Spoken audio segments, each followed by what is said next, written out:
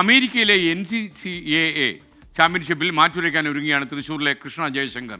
ചെന്നൈയിൽ താമസിക്കുന്ന കൃഷ്ണ ത്രോ ഇനത്തിൽ ചാമ്പ്യൻഷിപ്പിൽ മത്സരിക്കുന്ന ആദ്യ ഇന്ത്യൻ താരം. ഇന്ത്യൻ ബാസ്കറ്റ്ബോൾ ടീം നായകരായിരുന്ന ജയശങ്കർ മേനോന്റെയും പ്രസന്നകുമാരിയുടെയും മകളാണ് കൃഷ്ണ. ചെന്നൈയിൽ നിന്ന് മുഹമ്മദ് റഗീസിന്റെ റിപ്പോർട്ട്.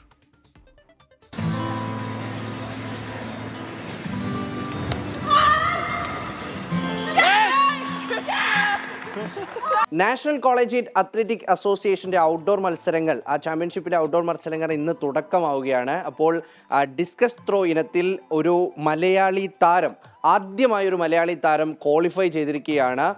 കൃഷ്ണ എന്നാണ് ആ താരത്തിൻ്റെ പേര്. പക്ഷേ എനിക്കൊപ്പം നിൽക്കുന്ന രണ്ടുപേരെ കണ്ടു കഴിഞ്ഞാൽ ഇതാരാണ് എന്ന് കുറേ പേർക്കൊക്കെ മനസ്സിലാവും. ഒരു കാലത്ത് ബാസ്കറ്റ് ബോളിൽ ഇന്ത്യയുടെ ഏറ്റവും പ്രധാനപ്പെട്ട താരങ്ങളായിരുന്ന, ഇന്ത്യയുടെ മുഖമായിരുന്ന രണ്ടുപേരാണ്. ജയശങ്കർ സാറും പ്രസന്ന മാമും രണ്ടുപേരും ബാസ്കറ്റ് ബോളിൽ ഇന്ത്യയെ നയിച്ചിട്ടുള്ളവരാണ്. ഈ NCAA എന്ന് പറയുന്ന national college of athletic association, അത് US-ലുള്ള എല്ലാ യൂണിവേഴ്സിറ്റീസിൻ്റെയും സ്പോർട്സിൻ്റെ ഹെഡാണത്. ഇപ്പോൾ മോള് കൃഷ്ണ ഇപ്പോൾ അതിൻ്റെ ചാമ്പ്യൻഷിപ്പ് എന്ന് പറയുന്നത് കോൺഫറൻസ് കഴിഞ്ഞിട്ടുള്ളതാണ് ചാമ്പ്യൻഷിപ്പ്. അവൾ വെസ്റ്റേൺ കോൺഫറൻസ് നിന്നാണ് ക്വാളിഫൈ ചെയ്തത്. ഇന്ന് 12:30 ഓഫ് ലോക്കൽ ടൈം എന്ന് പറഞ്ഞാൽ ഇന്ത്യൻ ടൈം മിഡ് നൈറ്റാണ് അവൾ മാറ്റുരയ്ക്കാൻ പോകുന്നത്. ബാസ്കറ്റ് ബോൾ ചെയ്യുന്ന രണ്ട് താരങ്ങളുള്ള, നമ്മുടെ അഭിമാന താരങ്ങളുള്ള ഒരു വീട്ടിൽ നിന്ന് ഇതേപോലൊരു ത്രോ ഇവൻറ്റിലേക്ക് ഒരാൾ വരികയാണ്. എങ്ങനെയായിരുന്നു ആ ഒരു യാത്ര?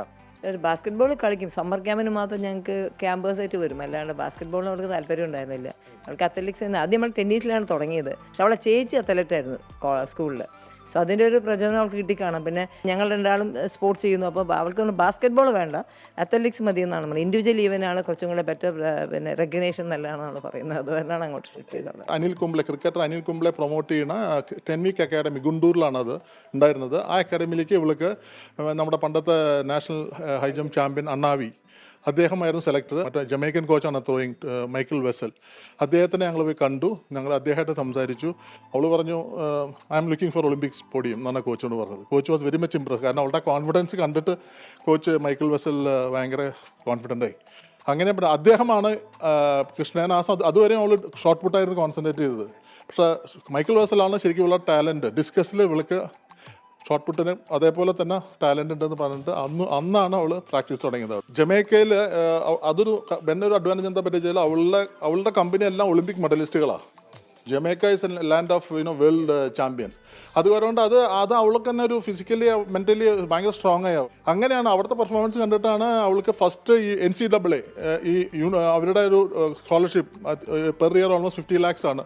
ഇപ്പോൾ ഇവളുടെ കോഴ്സിന് 4 കൊല്ലത്തെ കോഴ്സിന് 2 crores ആണ് സ്കോളർഷിപ്പ് കിട്ടിയിരിക്കുന്നത്. അങ്ങനത്തെ കിട്ടുന്ന ആദ്യത്തെ ഇന്ത്യൻ ത്രോയറാണ് അവൾ. അപ്പോൾ അത് കിട്ടാൻ കാരണം ഈ ജമൈക്കയിൽ പോയി പാർട്ടിസിപ്പേറ്റ് ചെയ്ത കാരണം കൊണ്ടാണ്.